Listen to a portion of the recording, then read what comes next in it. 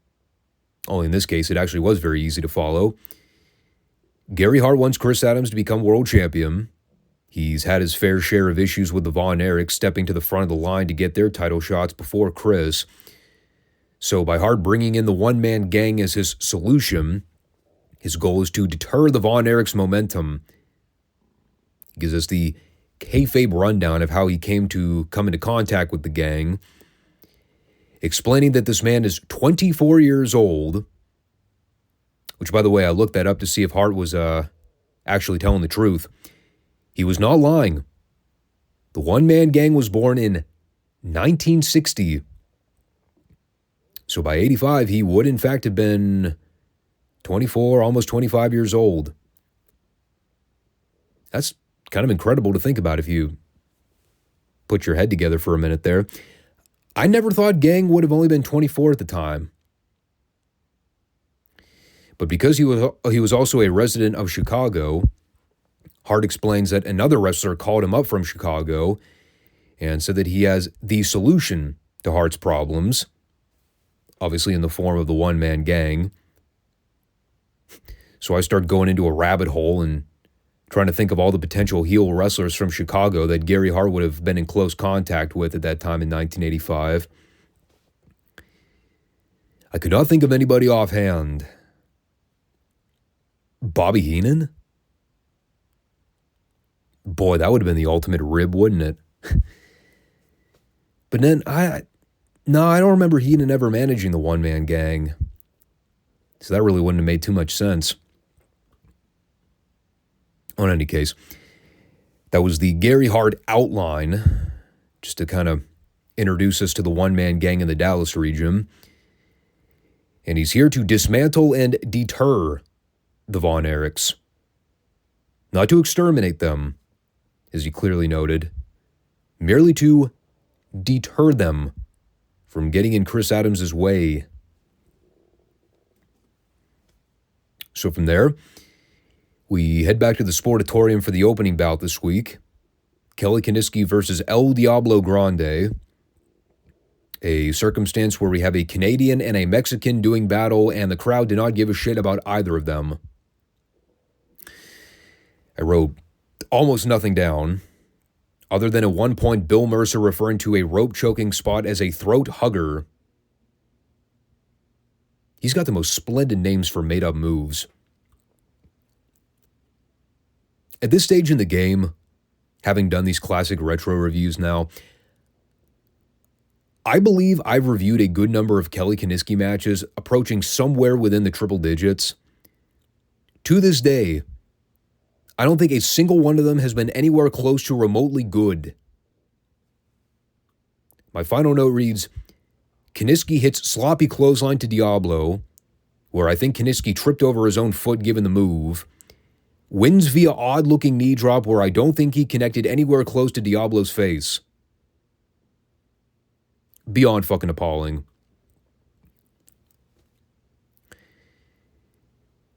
And then we came back for a Jake Roberts match with the returning Johnny Mantell. I was told he was returning. To be frank, I never even noticed Mantell left. Now you had to figure, since it was Johnny Mantell and his brother was booker of the promotion at the time, well, you knew Johnny wasn't doing a job here. So he pretty much worked it as a steady, competitive back-and-forth match with Jake. They basically took Jake the Snake, had him go from main event status level where he was teaming with guys like Chris Adams to wrestle the Von Erichs and all these other top babyfaces. Now he's here not even being able to knock off Johnny fucking Mantell in 15 minutes. I mean, the match was solid. There really wasn't anything wrong with it. It's just a completely absurd example of nepotism at its finest. That's kind of what Johnny Mantell always represented in the Dallas region. The guy who was never anything to write home about as an athlete or a worker, getting preferential treatment because his brother happened to be the booker of the territory. I mean, they at least had Jake in control of the bulk of the work. Had him using the old slithery mind game stuff to bail out of the ring and stall for time. It wasn't a complete one-sided beatdown or anything. But of course, it's one of those things where as they get down to the last few minutes, you can see the finish coming from over the hilltop. You know it's going to be a time limit draw. So you're just like, fuck, here we go. And in this scenario, it's just laughable. Mantel's making his comeback. He's getting visual pins on Roberts right as the bell sounds. I'm rolling my eyes the whole time. Probably the best part here was the sequence where Jake was repeatedly kicking Mantel out to the floor, trying to prevent him from getting back in. And as right as he goes to cover Mantel using a cocky pin, Mantel turns it into a sunset. So Jake has to flail his arms to kick out before he gets surprise pinned. And that allows for Jake to sell it like, how in the fuck is this guy still in this thing? That was all at least a testament to Jake's superstar quality. But, yeah, 15-minute draw. Kind of figure they weren't beating Johnny Mantel in his TV return match. Even though it's Jake the Snake, probably should have gone over. But, despite my gripes with nepotistic booking, match was still enjoyable. And then our TV main event was Kevin Von Erich and Billy Haynes versus Chris Adams and Gino Hernandez. After we heard Kevin's friend speak in Arabic. Oh, and Kevin wants to go to Israel. Without proper context, I'm sure none of that made a lick of sense. It did not make any sense to me when I watched it live. So the match. First things first. Something about the visual of Gary Hart in a pullover sweater. It's got that creepy uncle undertone to it. The kind of thing where when you see him at family reunions, you're trying to avoid being in close proximity without other adults in the room. Maybe I just had a rough childhood. Anyway, the match was super heated. Chris has got nuclear heat with the Dallas crowd. So anything that guy does is going to get a reaction, good or bad. A couple things of note in this one I found particularly enjoyable. I love the modified headstand pile driver that Kevin gave to Gino while he had him in a head scissors. It's very innovative. I don't recall seeing too many guys do that. You take a guy in a head scissors, and whenever he tries to free himself by prying his head out, when he's upright, you just drive the guy neck first into the mat. And it kind of looks like you're giving him a inverted pile driver. I also like the interaction with Sunshine and Gary Hart on the floor. There's a point where you actually see Gary backing away while Sunshine's digging around in her purse. And, hey man, if I'm Gary, I'm also kind of wondering what pepper spray she's concealing in there. Or maybe it's Muda's green mist. You never know. They let the heels work over Kevin so Billy can make the comeback toward the end. And that's when it broke down into the usual schmoz. It was a very hastily thrown together sequence where Adams gets dumped out to the floor while the ref's trying to hold back Kevin. And while Haynes has Gino in the full Nelson, Adams just springs back to life again, super kicks Haynes in the back of the head. And then the heels get the visual pin, even though I'm like 99% sure Kevin had already broken up the count well before Rick Hazard actually did the 3. But, we were getting down to crunch time at the end there, so got to cut your losses somewhere. Again, it was all designed to get over the working relationship between Hart and Adams. Everyone else was just kind of along for the ride this week, including poor Billy Jack, who wound up taking the fall here. It's, it's one of those unfortunate things where it just never worked out for him in Dallas. We already talked about this. He's not around the territory much longer from now. Whatever set of tapings this was, I think this is like the only one he was keyed into And after they got done with this set, he was basically out of there. But, yeah, that's all there really was to it. Plot development, mostly. If anything, the show was mainly centered around Gary Hart. It was funny, too, because we actually didn't get a one-man gang appearance on this show. After all that hype of getting him over last week as the muscle man for Adams and Hart's team. No running. Nothing. Gonzo.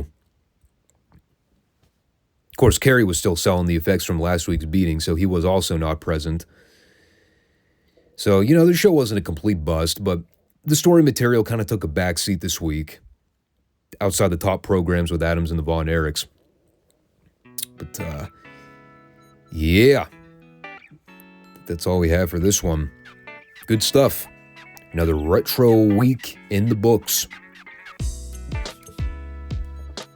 So as we wrap things up for this one, as always, like I talked about at the top of the show, make sure you comment, subscribe, like, whatever you need to do. We are on YouTube and Rumble every Monday and Friday. I've already gone over all the logistics here. Anyway, thanks everybody for watching, and catch you soon. Take care. Peace out.